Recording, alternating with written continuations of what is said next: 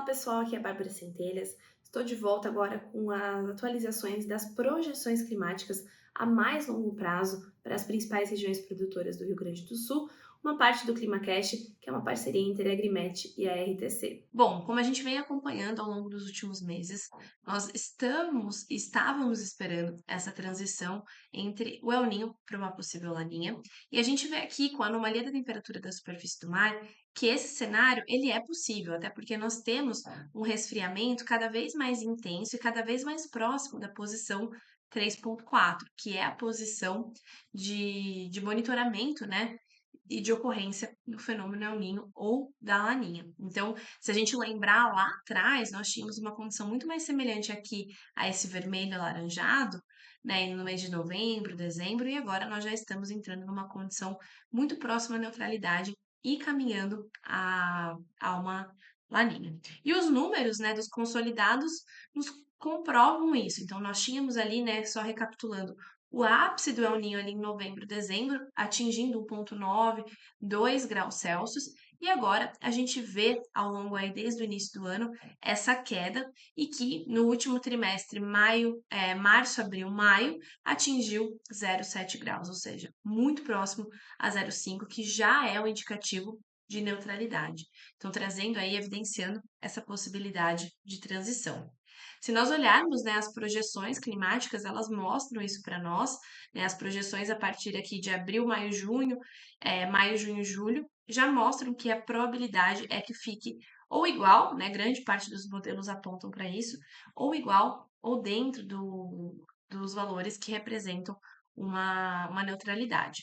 E a partir de junho, julho, agosto, setembro, né, sempre olhando aqui o mês central, então julho, agosto, setembro, outubro, e assim por diante, a tendência, principalmente a partir de agosto, é que essas anomalias fiquem inferiores a menos meio grau, ou seja, atingindo menos 0,7, menos 0,8, menos 1, indicando o início dessa laninha.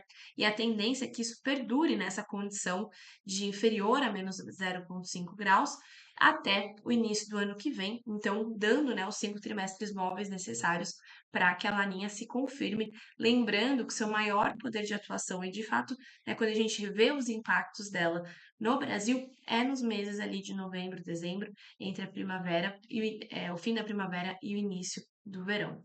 As probabilidades ainda seguem, né, baixas, se a gente for pensar no que já tivemos de probabilidade, então a partir de setembro, a probabilidade já fica em 50%, né, da ocorrência de laninha e ela vai aumentando até atingir superior a 60%.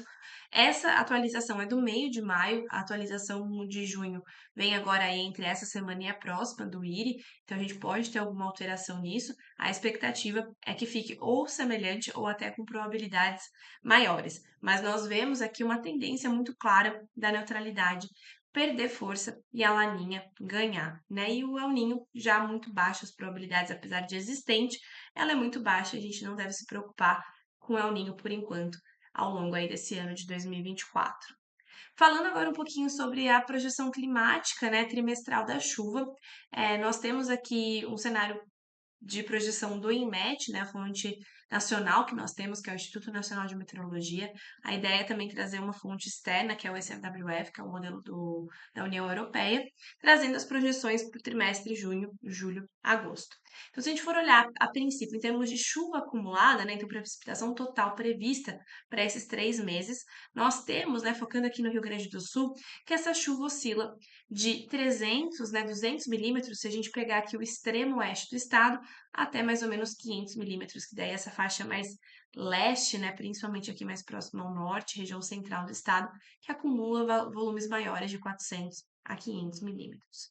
Esse volume, que representa esse trimestre, ele também é avaliado em termos de anomalia, né? Então, se ele está ficando acima ou abaixo do normal.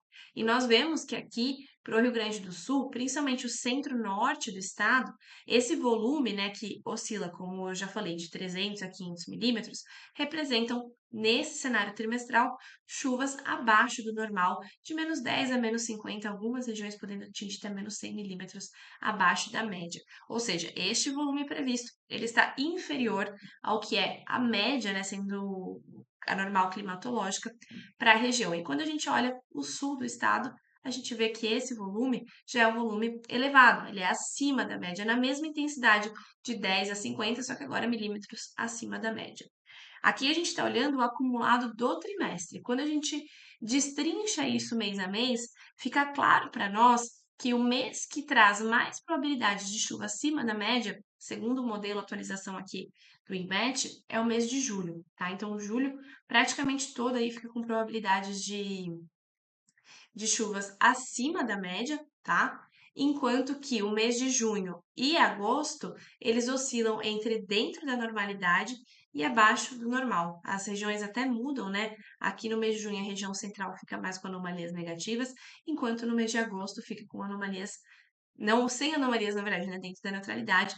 Lembrando que a neutralidade aqui no IMET pode indicar cenários ali de anomalias leves, né? Então, menos 10 milímetros acima da média. Tá? Bom, e trazendo aqui a projeção do modelo internacional, como eu comentei com vocês, a gente já vê um cenário um pouco menos pessimista para o trimestre, né, onde ele indica que praticamente aí todo o estado do Rio Grande do Sul, tanto para o trimestre de a gente está em junho, julho e agosto, quanto julho, agosto, setembro, ele traz aqui um cenário de chuvas dentro da normalidade, apenas com o oeste do estado podendo ficar com probabilidade de chuva abaixo do normal.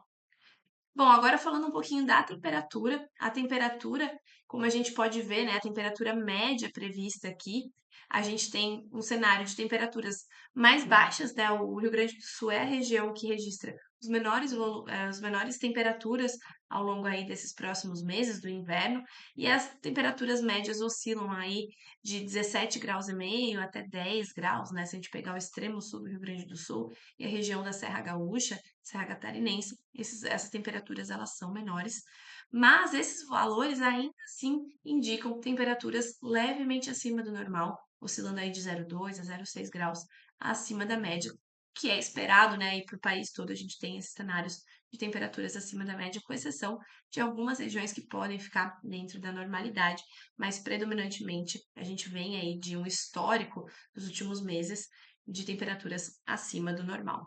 Quando nós destrinchamos isso mês a mês, a gente vê que o grande destaque é o mês de junho. O mês de junho tem uma probabilidade aí alta de ficar com temperaturas com uma oscilação até que intensa, né, de 1 grau a 1,5 graus acima da média. Quando nós falamos do mês de julho, julho já fica mais estável, apesar de predominar uma condição acima do normal. Algumas regiões, como aqui indicado em cinza, podem ficar dentro da normalidade.